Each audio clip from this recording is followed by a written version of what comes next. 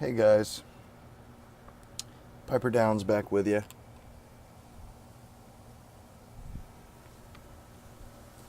We've got a first impression here today. Pretty special one.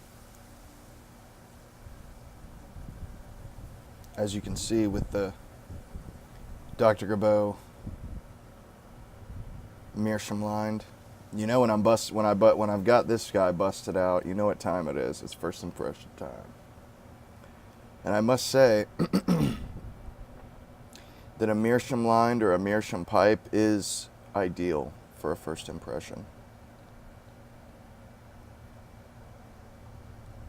I only do it for first impressions though, because really, and then the second smoke immediately goes into my Lavat. Because that thing smokes so good. And then I may smoke it in my Rhodesian, my Il Monaco Italian Rhodesian. That's typically what I smoke my flakes out of anyway. Now, getting down to brass tacks, I've got a bowl of rich dark flake that I rubbed it out. I took a flake out, cut it in half, and rubbed it out.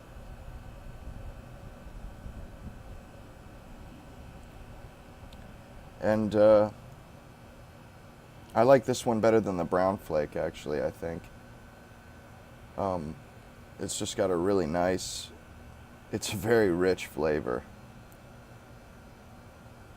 There's a reason why they call it rich dark flake. It is quite rich and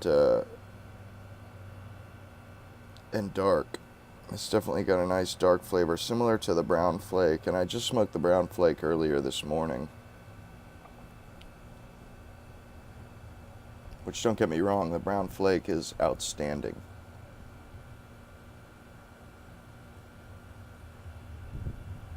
It is. It's absolutely outstanding. But this is just bang on. This is just an amazing flake. It really is. Come in long strips. Long where I had to cut them in half. Basically, they were double wides. You know, you cut them in half and they equal, each half is like a normal size flake. Super thin cut like the brown flake. And that's one of the reasons why I really like the brown flake and the rich dark flake, is because the cut is really thin. I like that. And when it breaks out to these beautiful little, or almost like hairs. They're so thin. And they're dark, and they just smoke like a dream.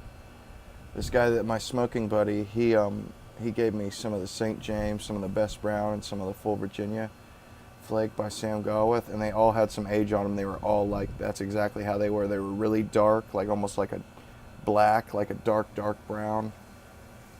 And they were really thin slices, so it rubbed out to this most wonderful tobacco. And that's how this stuff is. That's how this and the brown flake is. It's like, it's got years of age on it already. This definitely is different than brown flake.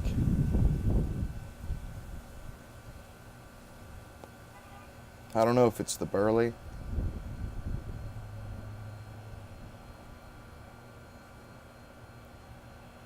It is sweet. It's nice and sweet.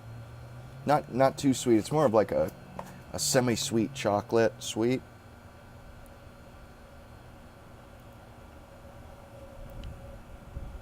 Yeah. Like chocolate cake without the icing, which I love. Super creamy. The mouthfeel on this is just decadent. You know, that's one of my favorite terms to describe these blends, is they're just decadent. Supposedly, from what I've heard, the Stonehaven ages a little better than the Rich Dark Flake. Something like that. But, you know, that may just be somebody, an American, poo-pooing the English version, Rich Dark Flake. I let it dry for a couple minutes. It's not quite as dry, or it's not quite as, the moisture content isn't spot on like the brown flake, like the tin of brown flake I opened. I think I could rub it out and smoke it right out of the tin. It was just, I had to put it in a jar almost right off the bat. This stuff needed, or I don't know if it really needed it, but I let it sit out for a good 5 minutes under a ceiling fan. That's what I do. Leave it on a piece of paper under a ceiling fan.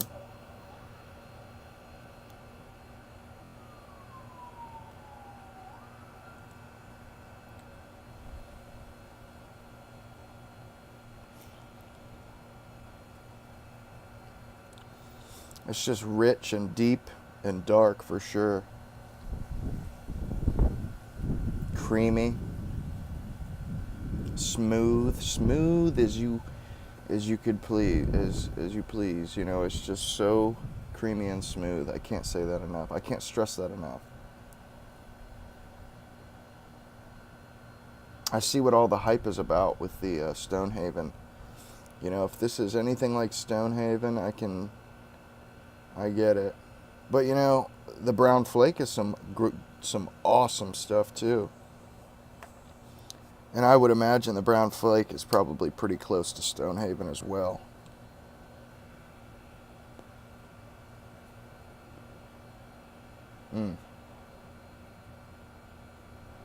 Now I should have brought the jar, because I put all the baggies that I got, I put them all in one jar, and there's a hell of a lot in that jar. There's 100 grams in there.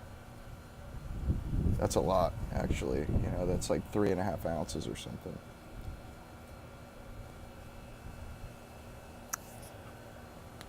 But I should have brought that out so I could smell it and stuff. I'll probably end up just putting it in at the end of the video.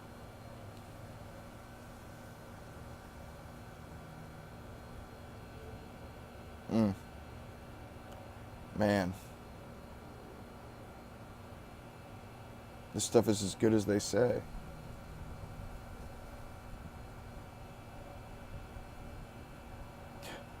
Jeez. It's just a pleasure to smoke.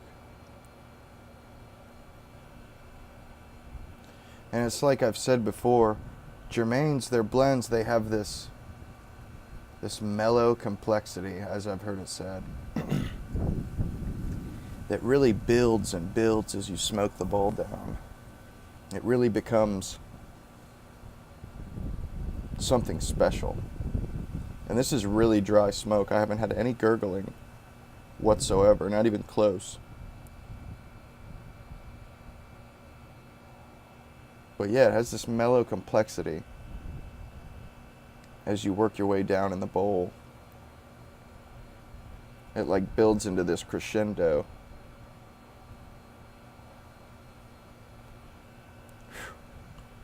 You know, that last bit of the bowl, it's just like the cherry on top.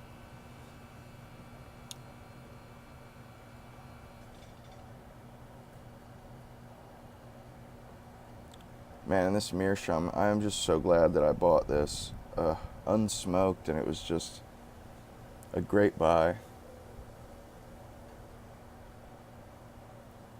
Italian made, well made pipe, and it just samples tobacco so well. I keep it nice and pristine every time I smoke out of it. I clean it out real good, get all the carbon buildup off. But it really just allows me to get a true taste of this tobacco.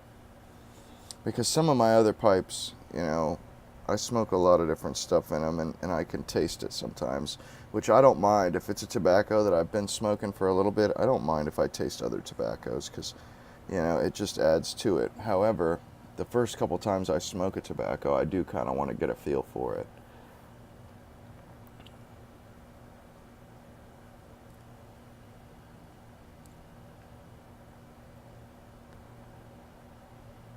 Mm. Man, the retrohale, it almost doesn't, it's such a subtle, gentle smell and flavor in the retrohale. It's way in the background. You really don't, there isn't, it's not a loud flavor at all. I mean, I really kind of have to focus to get, to even understand what it is.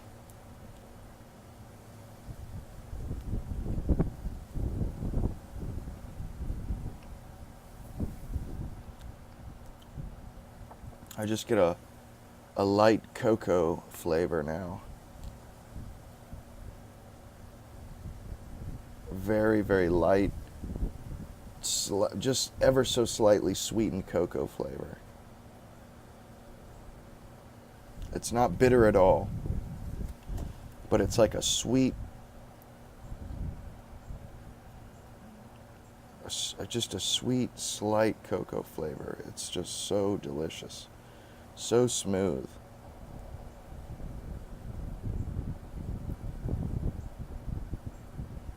I bet this stuff would be wonderful out of like a church warden. Or even a big bowl of it, like in a big pot or something.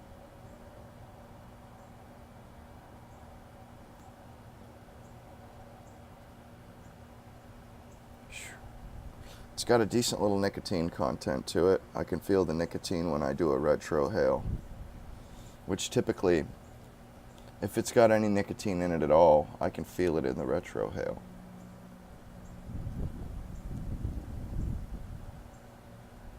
Doesn't have a ton of nicotine, but it's got some. It's satisfying.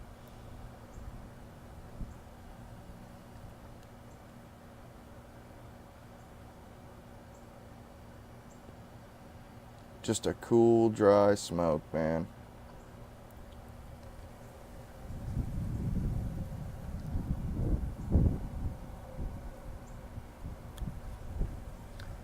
And it's just like a nice, earthy, nutty, chocolatey flavor. But it's so subtle. It's so subtle. It's not a loud flavor at all.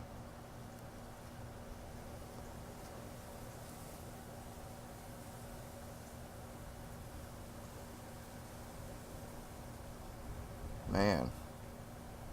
You know, I didn't even, it's crazy because, unless you really get into tobacco, you don't even know what it's all about. I mean, because I didn't know that tobacco could be this way, that they could, they could just be so delicate.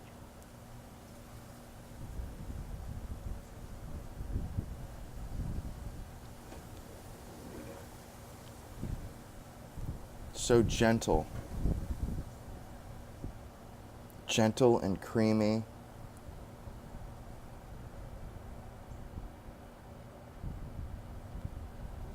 I see what the big deal is about. This is a fantastic tobacco.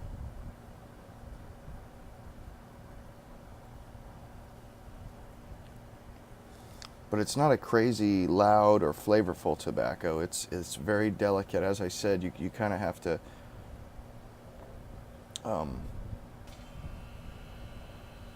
this is something that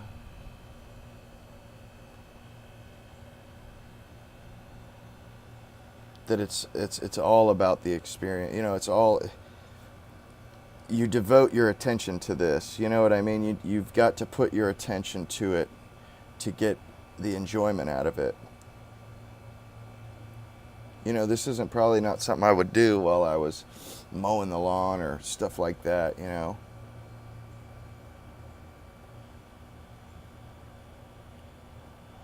I would say it's not loud enough to really get your attention while you're doing other stuff. You and that's kind of how I feel about tobacco. When I'm doing other stuff, I kind of like louder things. But at night when I want to unwind,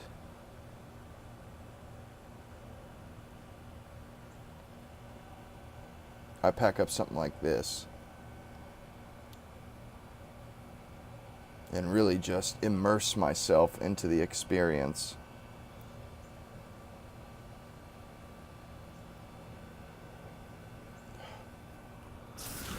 Just downright decadent.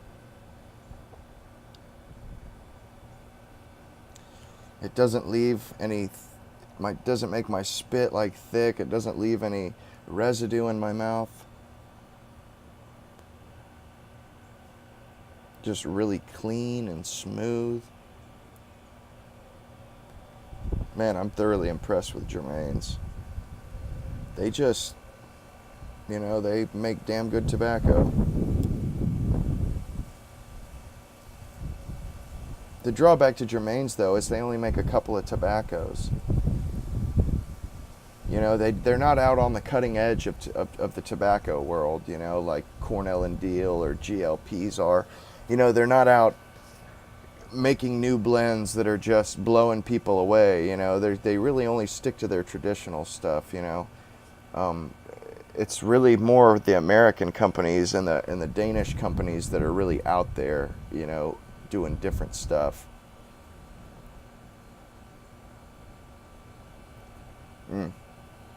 Excellent stuff. Now I'm gonna finish this bowl, and then I'm gonna go inside and do some jar notes and talk to you guys about what I'm smelling and seeing. Yeah, I'm gonna go ahead and show you guys what I'm dealing with. I don't know if you can get a good look through the damn jar.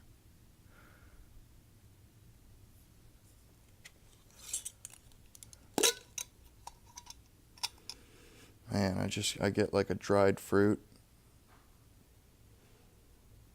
Like really bright though. It's like really kind of, I don't know, dates or raisins.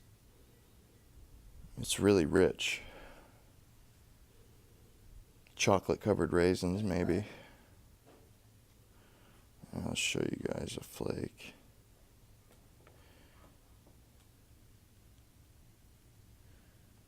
Man, I just love how they cut their stuff. It just comes out so thin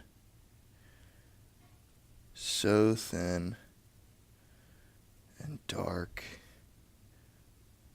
and just looks so good you could even eat it.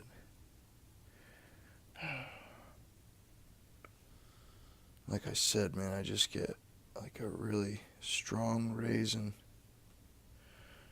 A really, really strong raisin smell. Or a really strong dates or dried raisins or chocolate covered raisins and tobacco. Just rich. So rich. Man, and I got a lot of it. Almost 4 ounces worth. Thank you, Stephen. I'm going to enjoy this thoroughly. I really appreciate you getting that for me. Man, it was a great smoke. And like I was just kind of explaining to you guys some of my little smoking habits, how I like to save stuff like the rich dark flake for the evening. I don't know, I'm kind of weird, I guess, when it comes to stuff like that. I'm very, I don't know, I have idiosyncratic, I do things a certain way. And I really like stuff like that at night, like the rich dark flake. And it has a different smell than the brown flake for sure. The brown flake is, I don't know, it smells more earthy than that does. That smells fruitier, richer and fruitier. But anyway, that's kind of just a little first impression of the rich dark flake I wanted to bring to you guys today. I hope you enjoyed the video as much as I enjoyed making it. But until next time, I'll probably do another first impression, maybe the Presbyterian or something. But until next time, you guys enjoy your weekend, enjoy your smokes. And until next time, you guys be easy. Piper Downs, over and out.